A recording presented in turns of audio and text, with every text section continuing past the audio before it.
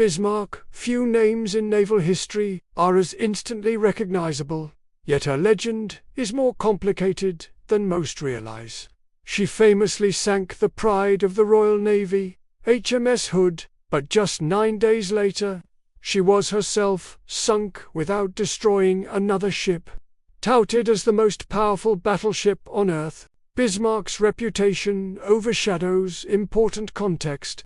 The Japanese Yamato carried larger turrets and thicker armor, and Bismarck's wreck has long been known, making her neither a lost legend nor a mystery of the deep. To understand her fame, we must go back. After World War I, the Treaty of Versailles reduced Germany's navy to a coastal force, forbidding modern battleships. Yet German naval planners quietly preserved institutional knowledge, studying foreign designs and sketching replacements for aging predecessors. When Adolf Hitler came to power in 1933, rearmament became official policy, and Germany's naval architects could once again design capital ships. Initially, the primary concern was France, whose Denker-class battleships threatened to outclass any German vessel. Early Bismarck designs ranged from 30,000 to 35,000 tons, with 13-inch or 15-inch guns, focusing on speed to outrun stronger opponents while being heavily armored against cruiser killers. By 1935, the Anglo-German Naval Agreement allowed Germany to build battleships up to 35,000 tons, eliminating the need for secrecy. Intelligence on foreign navies shaped Bismarck's final design: 8 15-inch guns in 4 twin turrets, thick belt and sloped deck armor optimized to survive medium-range Atlantic engagements with exceptional resistance to underwater hits. She was conceived less as a fleet flagship for decisive battles and more as a strategic weaponer, heavily protected predator meant to tie down superior enemy forces.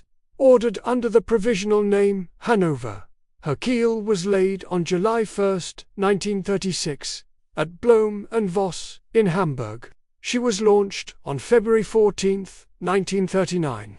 Christened by Dorothea von Lumfeld, granddaughter of Otto von Bismarck, with Adolf Hitler delivering the address.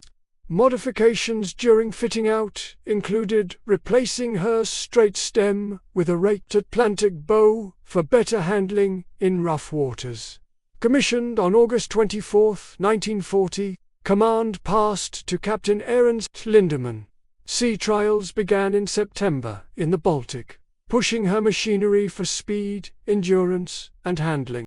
During trials, Bismarck proved stubborn to steer using propeller revolutions alone, though gunnery trials confirmed her as an exceptionally stable firing platform. By December, trials concluded, and she returned to Hamburg for minor modifications. Plans to resume in January 1941 were delayed by a wreck blocking the Kiel Canal, frustrating her commander, who lamented the lost sea time. During this enforced inactivity, a visit from a Swedish naval attaché resulted in a report that reached Britain, providing the Royal Navy with crucial intelligence on the battleship they would soon hunt. Finally, on March 6, Bismarck received orders to sail for Kiel under heavy escort, fighters overhead and icebreakers clearing the way. 2 days later, she briefly grounded in the canal before reaching Kiel, where her crew loaded ammunition, applied a disruptive dazzle scheme, and endured a British air raid. On March 17, the elderly battleship Schlesien escorted her through frozen waters to Gotenhafen for final combat training. Under Grand Admiral Erich Raeder, Bismarck's mission was clear.